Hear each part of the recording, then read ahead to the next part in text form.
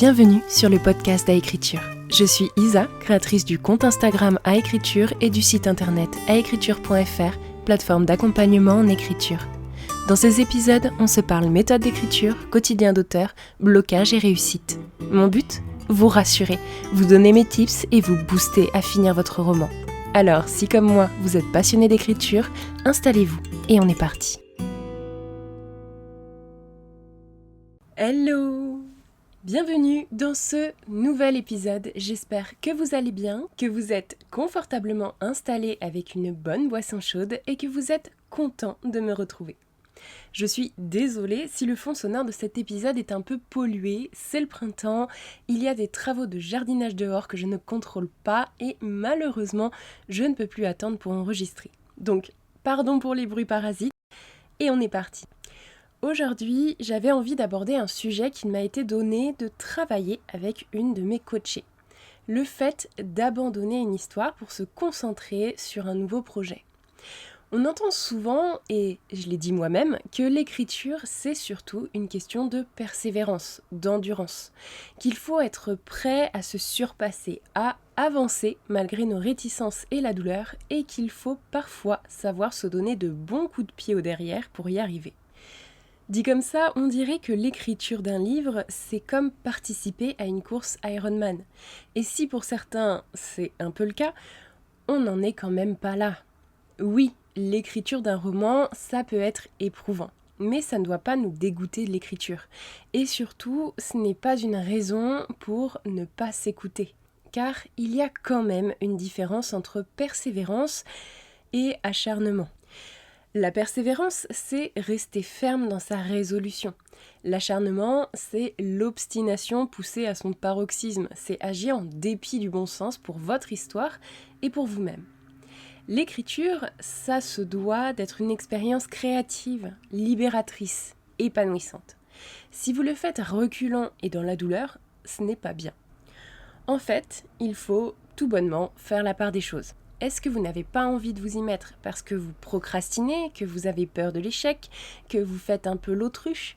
Ou bien est-ce parce que vous avez réellement besoin d'autre chose ? Ces deux situations ne sont pas les mêmes.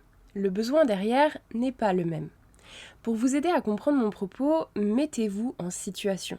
Depuis plusieurs jours, voire plusieurs semaines, vous imaginez des nouveaux personnages, des scènes qui n'ont rien à voir avec votre histoire. Votre projet ne vous emplit plus d'énergie. Vous avez du mal à voir comment vous pourriez l'améliorer.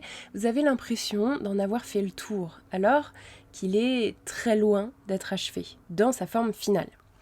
Pourtant, aucune idée ne vous vient. Votre motivation est en berne. Vous n'avez aucune envie de vous remettre une nouvelle fois dans une réécriture et d'affronter encore et encore les péripéties que vous avez lues 10 fois.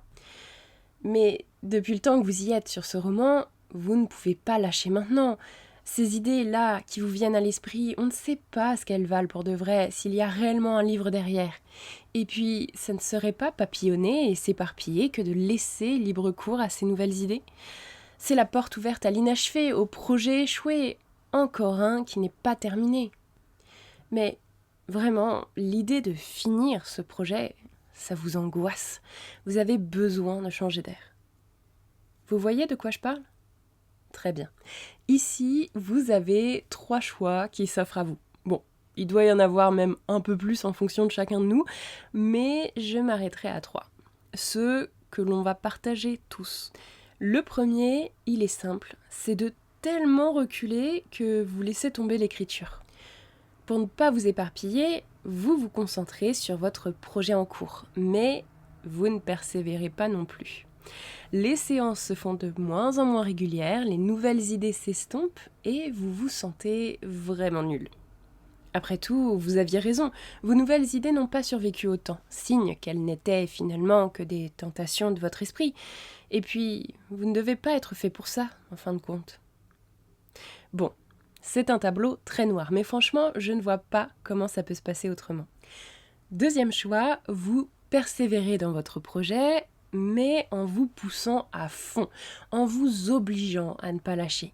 Séance après séance, vous avancez.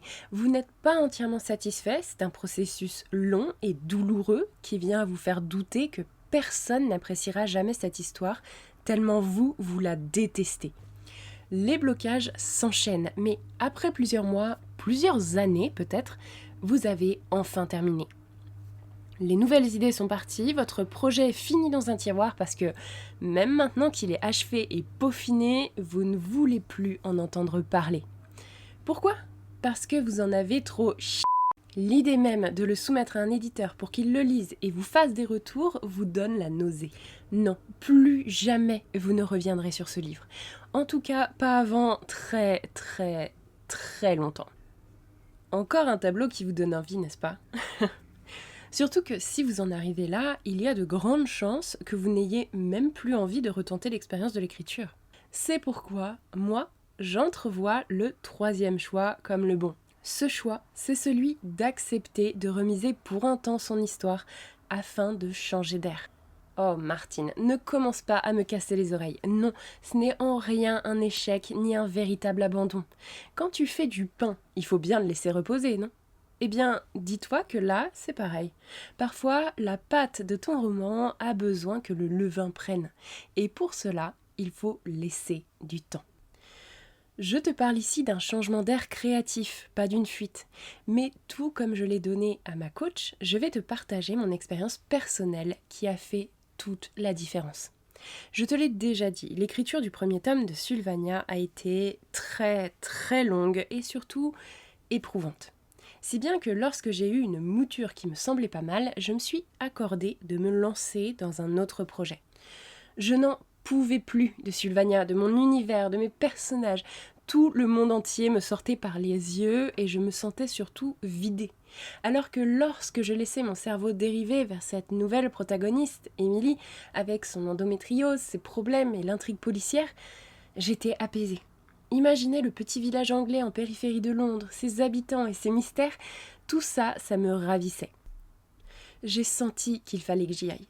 Plus que ça, je n'avais pas le choix. J'étais incapable de reprendre Sylvania. Et Dieu m'en a préservé. Je n'étais clairement pas prête à repartir dans cette histoire. J'ai donc, pendant 3 mois, imaginé une nouvelle histoire, des nouveaux personnages, élaboré une nouvelle intrigue, commencé un premier jet sur quelques chapitres. Et là, révélation. Ce qu'il fallait que j'apporte à mon tome 1 de Sylvania, la chose qui me désespérait, qu'il manquait cruellement jusqu'alors, eh bien je l'ai trouvée. Et avec elle, la trame de mon tome 2. À ce moment-là, j'ai hésité.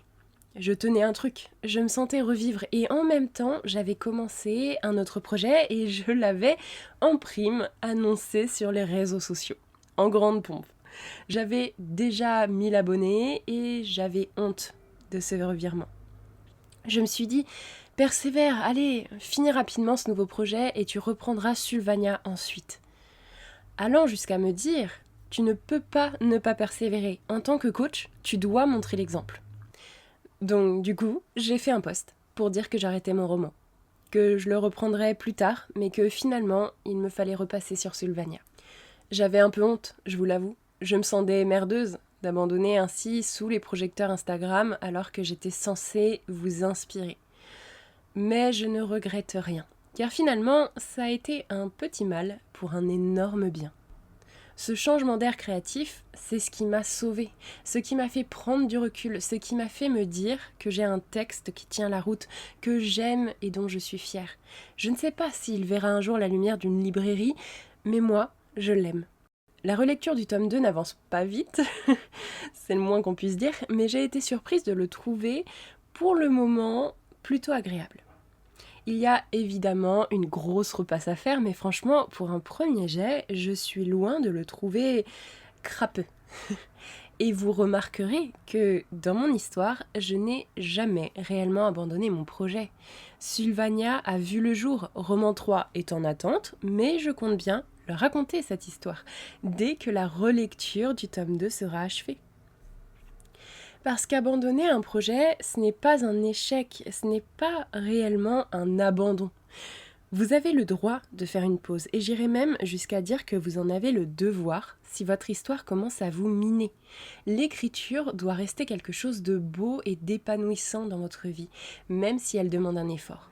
Vous devez avoir la satisfaction de l'avoir fourni, cet effort.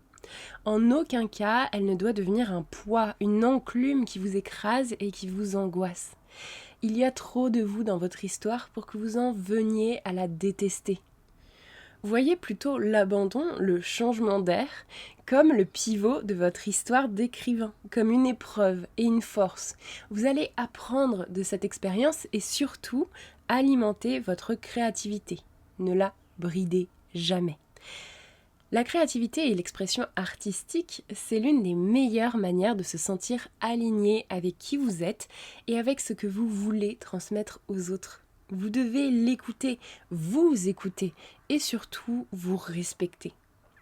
Il y a des fois où il faut se forcer, se donner des petits coups de boost pour continuer et c'est normal. Mais il faut aussi savoir quand il devient nécessaire de faire un break, quand vous devez vous arrêter pour pouvoir avancer. Et ça, seul vous peut le déterminer. Voilà. Sur ces mots, c'est tout pour moi. Si vous êtes toujours avec moi, je vous remercie de m'avoir écouté. J'espère que cet épisode vous aura plu. Comme toujours, je vous invite à vous abonner si ce n'est pas déjà fait et à laisser une note sur votre application d'écoute préférée. C'est important pour faire connaître le podcast. Sur ce, on se retrouve mercredi pour un prochain épisode. D'ici là, je vous souhaite une agréable semaine. C'était Isa, d'A Écriture. Amour sur vous et écrivez bien.